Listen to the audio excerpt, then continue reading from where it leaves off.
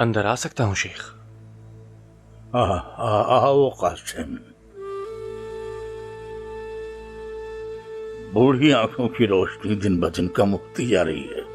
جب تک یہ تسبیح مکمل ہونے پر آئے گی تو عین ممکن ہے دھاگا ہی پرانا ہو جائے یا عمر گزر جائے۔ بھروسہ ہی کیا زندگی کا۔ یقیناً تم کچھ کہنے آئے ہو، کیا بات ہے؟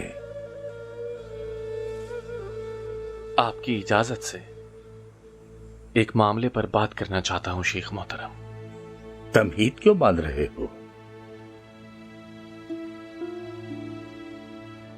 معاملہ یونس سے متعلق ہے۔ کیا معاملہ ہے؟ کئی ہفتے گزر چکے ہیں شیخ جب یہ حادثہ یونس آفندی کے ساتھ پیش آیا تھا۔ حادثہ اچانک نہیں ہوتا، پیش گوئی کی جا سکتی ہے اس کی۔ کوئی نابینا ہو جاتا ہے ہماری طرح اور کسی کو اس کا غرور اور تکبر اندھا کر دیتا ہے، تو کیا کرے پھر وہ شخص جو ایک لاغر، بے طاقت، ضعیف و درماندہ وجود کے ساتھ ایک طاقتور اژدہے پر سواری کرنا چاہے؟ تو سوچو کیسے قابو میں رکھ سکے گا اس وحشی اژدہے کو؟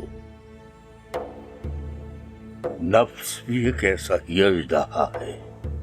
انسان یہ سوچے سمجھے بغیر اس 7 منہ والے اژدہے پر سواری کرتا ہے اور یہ سوچتا ہے کہ کس طرح اس اژدہے کو سدھایا جائے۔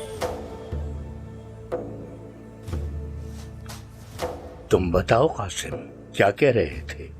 کوئی اہم بات ہے شاید؟ اگر مہمان بھی زیادہ قیام کر لے تو زحمت لگنے لگتا ہے۔ میرا مطلب ہے کہ اگر آپ کی اجازت ہو تو یونس کو اب ہم حجرے میں لے جائیں، ان کے خانم سلطان کو اور باسم سلطان کو رخصت مل جائے گی اتنی کڑی تیمارداری سے۔ جان کبھی بوجھ نہیں ہوا کرتی دوسری جان پر قاسم۔ ایک دفعہ آنکھیں تو کھول لینے دو اسے، بہتر کرے گا اللہ کریم۔ ہم بندے اپنی چیزوں کو نہیں بھلا پاتے تو پھر وہ اللہ جو کریم ہے، ہمارا خالق ہے، کیسے بھول سکتا ہے ہمیں؟